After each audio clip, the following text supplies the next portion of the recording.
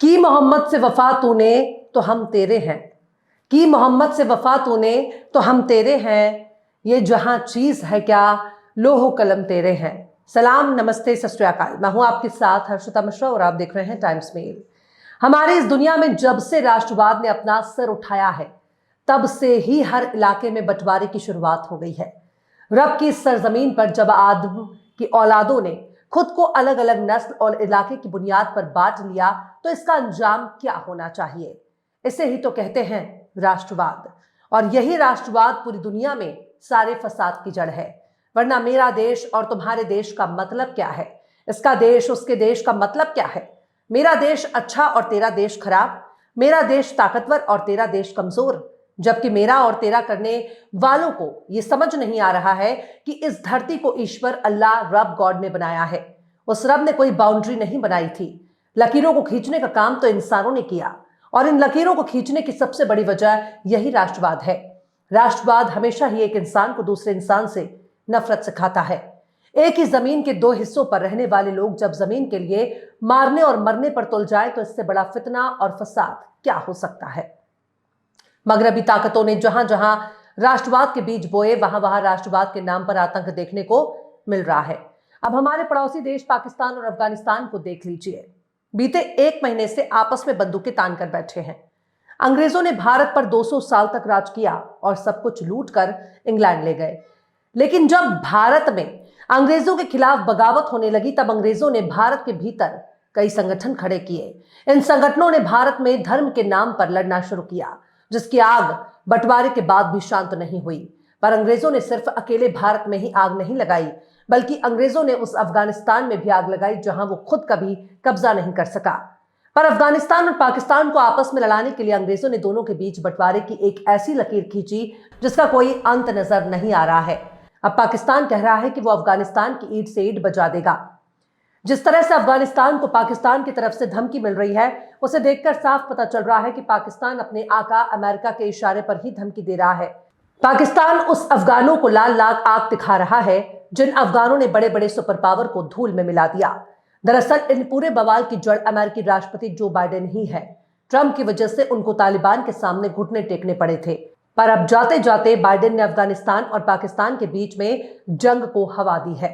जिस तरह से मिडिल ईस्ट में अमेरिका का सबसे बड़ा प्रॉक्सी इजराइल है, ठीक उसी तरह से साउथ एशिया में अमेरिका का सबसे बड़ा प्रॉक्सी पाकिस्तान है, जिसके कंधे पर बंदूक रखकर अमेरिका निशाना साध रहा है। पाकिस्तान की मौजूदा हुकूमत अमेरिका के आगे दुम हिलाने के लिए जानी जाती है। इमरान खान ही पाकिस्तान में एक ऐसा प्रधानमंत्री रहे जो पाकिस्तान के माथे से अमेरिका की गुलामी ठप्पा मिटाने पर तुल गए थे, पर बाद में अमेरिका ने उसका जीना मुहाल कर दिया। अभी हाल ही में पाकिस्तान ने अफगानिस्तान के भीतर आतंकी ठिकानों पर हवाई हमले का दावा किया और कई आतंकियों को मार गिराने की बात कही। पर अफगानिस्तान ने जब दिन की रोशनी में तस्वीरें दिखानी शुरू की, तब पता चला कि पाकिस्तान ने जिनके ऊपर हवाई हमला किया था उसमें औरतें और बच्चों के अलावा कुछ भी नहीं था। इसके बाद अफगानिस्तान ने जवाबी कार्रवाई भी की। अब पाकिस्तान के प्रधानमंत्री शहबाज शरीफ ने तालिबान को लेकर सख्त बयान दिया है। उन्होंने कहा है कि तालिबान को कुचले बिना पाकिस्तान आगे नहीं बढ़ सकता। पर सवाल है कि शहबाज शरीफ उस अमेरिका का हुक्म बजा रहे हैं जिस अमेरिका को तालिबान ने बुरी तरह हराया, जिसे दुनिया का इतना बड़ा सुपर पावर ना हरा सका। जिस तालिबान को अमेरिका और नाटो हराने में नाकाम रहे, उस तालिबान को अमेरिका के हथियारों के दम पर शहबाज शरीफ कैसे कुचल सकते हैं? आज के दौर में पाकिस्तान सिर्फ और सिर्फ अमेरिका का प्रॉक्सी बन चुका है और पाकिस्तान के कंधे पर बंदूक रखकर तालिबान से लड़ना चाहता है। अफगानिस्तान में आईएसआईएस के जरिए बम धमाके भी हो चुके हैं और दुनिया को बखूबी मालूम है कि आईएसआईएस की हकीकत क्या है। वहीं दूसरी तरफ पाकिस्तान के भीतर अफगानिस्तान के एक हिस्से वखान पर कब्जे की बात हो रही है। अफगानिस्तान में तालिबान की हुकूमत है जो अफगानिस्तान की मौजूदा अफगान सरकार है। अब अफगान हुकूमत में डिप्टी फॉरेन मिनिस्टर शेर मोहम्मद अब्बास ने भारत का जिक्र करके पाकिस्तान के बरसों पुराने जख्मों को ताजा कर दिया। शेर मोहम्मद अब्बास ने भारत के जिक्र पर पाकिस्तान पर जमकर निशाना साधा और ट्विटर पर लिखा कि इस वक्त पाकिस्तान की इकोनॉमी और अंदरूनी हालात इतने खराब हैं कि वो वखान कॉरिडोर पर कब्जा करने या एक और जंग करने की हालत में नहीं है। वो ये भी कहते हैं कि इतिहास में पाकिस्तान की सेना का जंग में बेहद खराब रिकॉर्ड दर्ज है। भारत के साथ 1971 के जंग में पाकिस्तान को करारी शिकस्त का सामना करना पड़ा और पूर्वी पाकिस्तान हार गया। 93,000 से ज्यादा सैनिकों ने सरेंडर कर दिया, जो कि आज की तारीख में सबसे बड़ा सरेंडर है। इसके अलावा भी अफगानिस्तान के डिप्टी फॉरेन मिनिस्टर ने कहा कि 1973 और 1989 में जलालाबाद की लड़ाई में पाकिस्तान की करारी शिकस्त हुई थी। और तो और अफगानिस्तान के अंदर कुनार नदी की जंग में भी पाकिस्तान को हार का सामना करना पड़ा। अपनी सीमाओं के बाहर पाकिस्तान कोई बड़ी जंग जीत नहीं पाया। शेर मोहम्मद अब्बास ने आगे कहा कि पाकिस्तान अपने अल्पसंख्यकों पर जुल्म करता है, बलूच और पश्तूनों पर जुल्म करता है, उसे वही काम करना चाहिए। वखान कॉरिडोर पर पाकिस्तान को कब्जा का ख्याल बेवकूफी भरा है, यानी उसके कहने का मतलब यही है कि पाकिस्तान अपने अल्पसंख्यकों पर जुल्म करता है और वो इसी काम में माहिर है। उसे अफगानिस्तान के किसी भी इलाके पर कब्जे का ख्वाब छोड़ देना चाहिए, उसे ख्याली पुलाव नहीं पकाना चाहिए और शेख चिल्ली के सपने देखकर ही खुश रहना चाहिए। पर बात सिर्फ यहीं तक नहीं है। अफगानिस्तान के डिप्टी फॉरेन मिनिस्टर शेर मोहम्मद अब्बास ने पाकिस्तान को बड़ी चेतावनी दे दी है और कहा कि पाकिस्तान अगर अफगानिस्तान में घुसपैठ या किसी इलाके को तोड़ने की कोशिश करेगा तो वो उसकी बड़ी गलती होगी। इससे पहले पाकिस्तान के प्रधानमंत्री शहबाज शरीफ ने देश के सियासी और मिलिट्री एस्टेब्लिश से एकजुट होने की गुजारिश की थी और मुल्क में बढ़ते सिक्योरिटी चैलेंज से निपटने की जरूरत पर जोर दिया था।